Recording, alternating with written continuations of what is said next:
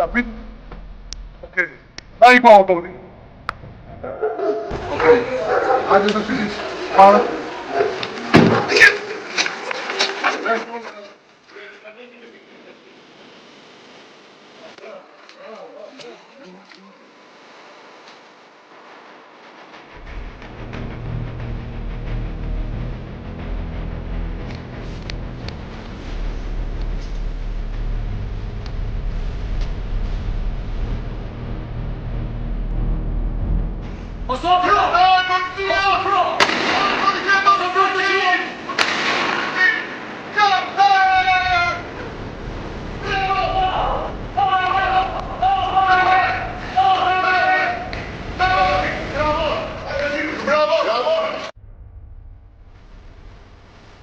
Një operacion improvizuar në këto terrene i koduar Çanta.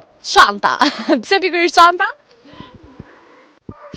Çanta sepse ajo u grabit nga personi armatosur, u grabit dhe u largua në drejtim të paditur personi që me fjalë kreu krimin kanosin ose po kërcënimin me armë dhe kërcënimin me armë.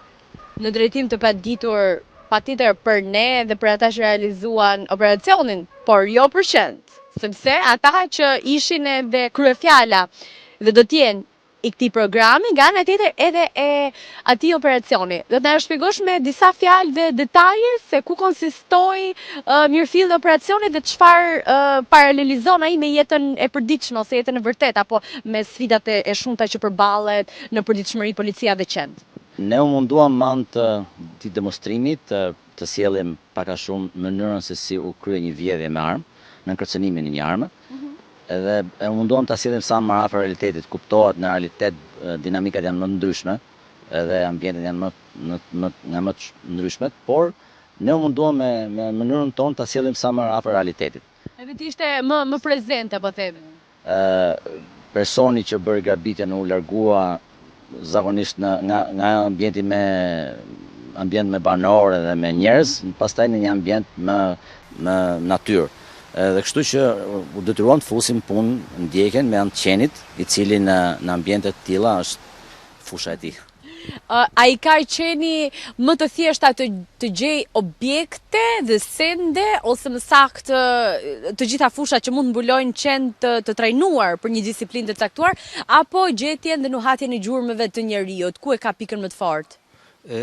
Qeni me fjalë mbi bazën e sendeve me fjalë që lën autori, ose në rastin tonë që improvizuam një grabic i armatosur, mbi bazën e gjurmëve, nga u largua me fjalë qeni është i aftë dhe kap aromën e gjurmës.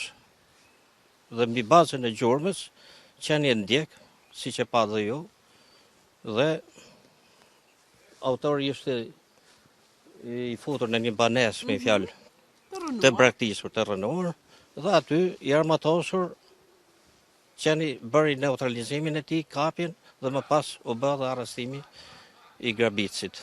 Sa përqind të përgjegjësisë ka qeni në aksione të mëdha policore, ditët e sotme në 2025-ën? Përgjegjësi ka mjaft gjithmonë në tilla raste me fjalë kur autori largohet me këmbë me fjalë, qeni ka përgjegjësinë maksimale, kuptohet, kur vendi i ngjarjes nuk është i prishur.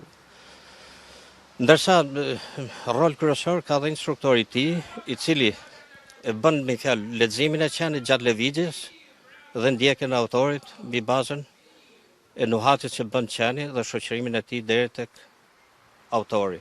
Fusha e stërvitjes ose në gjuhë më profesionale brezi i kalitjes është hapësira territoriale prapa shpinës time, ku do të diskutojmë disa detaje me Ilirin. Ilir, sa orë stërviten qend këtu gjatë ditës, edhe si funksionon, sepse duke si lojë mos u nxe, ose si ato trajnimet për njerëz të cilët janë me të vërtet shumë të përfshirë në fushën e sportit, janë trajnime të thjeshta, por që kanë nivel vështirësie shumë të madh sepse janë klasike. Ky është brezi i kalitjes, ku ne e përdorim për të mbajtur qend në formë nga ana fizike.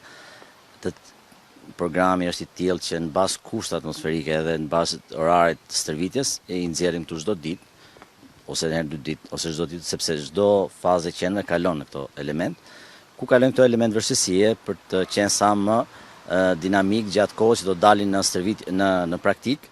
Kur janë gati qend për të përballuar këto sfida, sepse duhet thënë që kanë një nivel vështirësie dhe kërkojnë që qeni të jetë pak i trajnuar më përpara, edhe intelektualisht në çështjen e kapjes së sinjaleve dhe observimit të tyre dhe më pas për t'i paraqitur ato në fushë.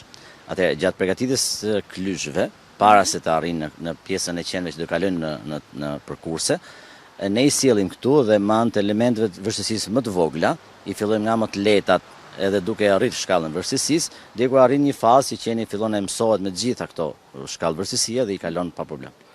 Pra, është një nga hallkat e zinxhirit të plotë që qeni të jetë i gatshëm për sfidat. Sa orë në ditë mund të stërvitet qeni dhe ku hasen më shumë vështirësi? Loja emocionale funksionon me të, si është? Sigurisht, si mas shkallës vështirësisë është dhe loja emocionale që do bësh me të, sepse sa më lart jetë shkalla vështirësisë, aq më shumë emocion duhet dhe me bësh punosh me qenin. Sepse zakonisht e kalon edhe vetë shoqëruesi, që qeni të fillojë të kuptojë që do të kalojë dhe kjo pjesa. Po kur qeni ka arritur një shkallë të caktuar pjekurie për më të vegjëlit, a jep ai po themi leksione për ta? Sigurisht, është një nga metodat e imitimit, i themi ne, që qeni që e bën, i vendoset mbrapa një qen tjetër që nuk e bën dhe shikojë njëri tjetër. Po kjo është fazë stërvitore, që vjen pjesë-pjesë.